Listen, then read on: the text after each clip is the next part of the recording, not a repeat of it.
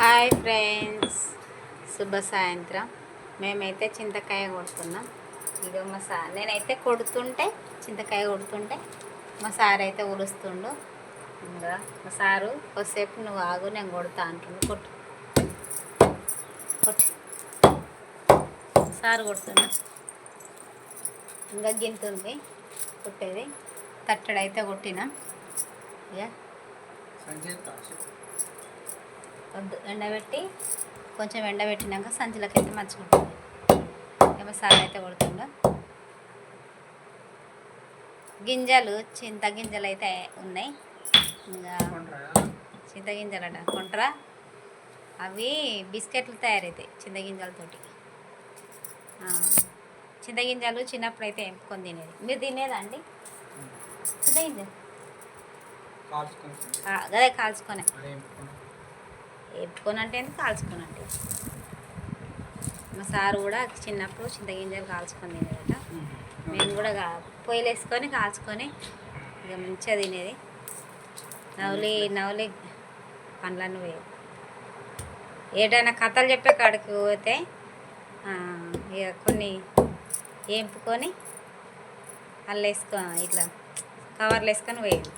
నిద్ర వచ్చినప్పుడు అల్ల నోట్లు వేసుకొని నవలేదు. ఇక కథలు చెప్పే కాడికి పోయేది. బజార్లకు 3 బట్టలు కాడ కథ చెప్తే ఆడ మంచిగా సాప్ వేసుకొని పరదన్న సాప్ అన్న వేసుకొని మంచిగా నవ్వులుకుంటా కూర్చునేది. మంచిగా చెద్దరు కప్పుకొని మంచిగా పడుకునేది. ఆడ గమ్మతి. అప్పటి జోక్సే వేరు కదా. నువ్వు అయినావు అండి కథలు చెప్పే కాడికి? ఎల్లమ్మ కథ, మల్లన్న కథ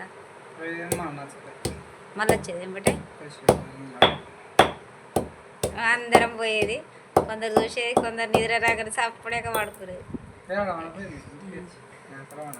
జోకు. ఇక మా చింతపండు కొట్టే విధానం అయితే ఈ విధంగా ఉంది.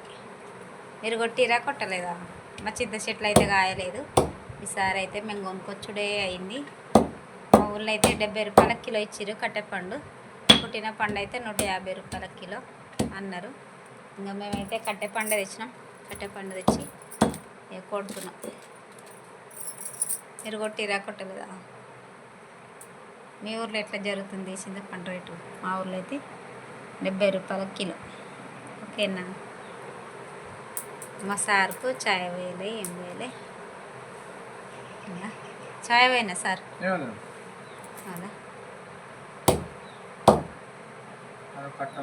సార్ అయితే చింతపండు కొడుతుంది. గట్లా కొడతారా? గిట్లా కొట్టాలన్న వెనకట ఒక కోతి కథ చెప్పినట్టుంది. నన్ను గట్లని కొడతాను, గిట్లా కొట్టాను మా సార్ ఏం కొడుతుంది. ఓకేనా? Bye friends. ఇక